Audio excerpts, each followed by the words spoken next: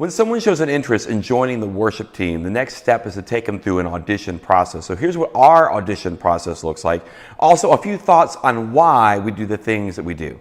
Hey, it's Dave Dolphin at practicalworshipblog.com, sharing ideas, tips, and practical advice for the everyday worship leader. And we all want our ministries to grow. So what is the best way to see if someone new has what is required to be a member of your team? Well, here's what our process looks like. Now, first off, I should probably comment on the fact that we actually do have a process, that we're not letting just anyone who wants to be on the team up on the stage. If you're striving for excellence at whatever level is appropriate for your church, you have to protect it. And when you say no to someone that doesn't quite measure up and have that skill set, at the same time, you're saying yes and affirming those that are currently on your team that are working hard to keep things at the quality level that they are weekend to weekend. Now, when I have to, I do try to avoid saying no and instead saying not yet, but I'm getting a little ahead of myself. We're going to talk about that in just a minute. Depending on the position that they're auditioning for, I'm going to give that person 1 or 2 songs intentionally that I want them to learn and bring to the audition. And I intentionally pick these songs because they showcase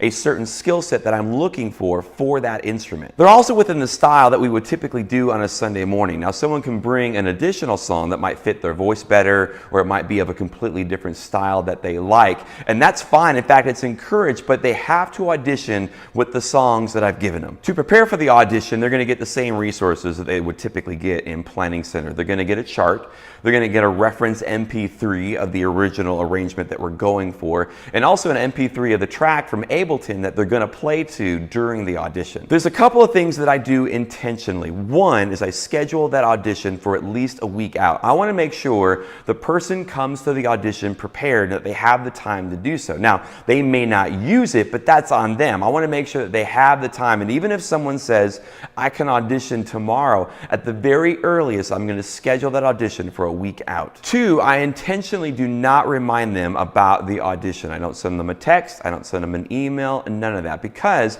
I want to see how much responsibility I can trust with this person. I want to know how much do they really want to be a part of the team, and I can't have someone on the team that I'm constantly reminding about rehearsal. 3, for the singers, I intentionally do not offer copies of the lyrics. I want to see how much prep work someone is willing to put into their audition. Now, if they come and they need lyrics, I have them available, and it's not necessarily a strike against them if they need it. But if someone comes to the audition so prepared that they have their lyrics memorized, that says something about the dedication they have for the team. And 4, I intentionally set the stage lights and the house lights and the PA just like you would find it on a Sunday morning. I want to create a real world example for you to audition in. How do you deal with your voice blaring back at you from a monitor? How do you deal with stage lights shining in your face? At the beginning of the audition, I talk with a person for about 10 or 20 minutes. And not only do I want to assess their skill set and what they can do, but I also want to get to know their heart. How did you become a Christian? Why did you start coming to church here? What kind of music do you like to listen to? Do you play any other instruments? Do you play anywhere else?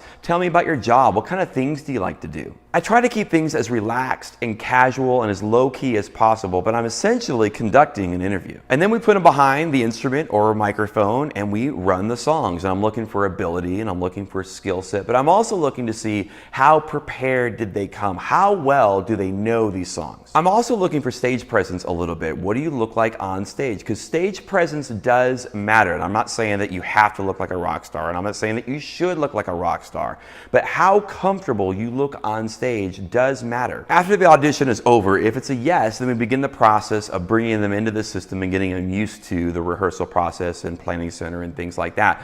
But if it's a no, I try to decide, is it really a no, like a no way, or is it just a not yet? If you can determine what's missing, what's wrong, and it's something that they could probably fix if they're willing to put in the work, well, then have that discussion. For example, you might have a singer that's a little bit pitchy. Maybe when they get to the end of their phrasing, they go a little bit flat. Well, that's probably a breath support issue. They're not taking enough air in and having enough air to get through all the way of that phrase to maintain that pitch. So what kind of resource might you give them that could help with that, like a CD or a book or maybe some audio from a conference, a workshop that you went to? What can you put in their hands so that they're willing to work on it and come back in 3 months would make that audition a yes? Well, if you're new here, welcome. We love sharing ideas and tips and practical advice for the everyday worship leader with videos just like this one. So if you haven't already, consider subscribing to the channel and know when new videos come online every single Tuesday. And if you know someone that might benefit from this information, consider sharing the link out on Facebook and Twitter. Send somebody an email.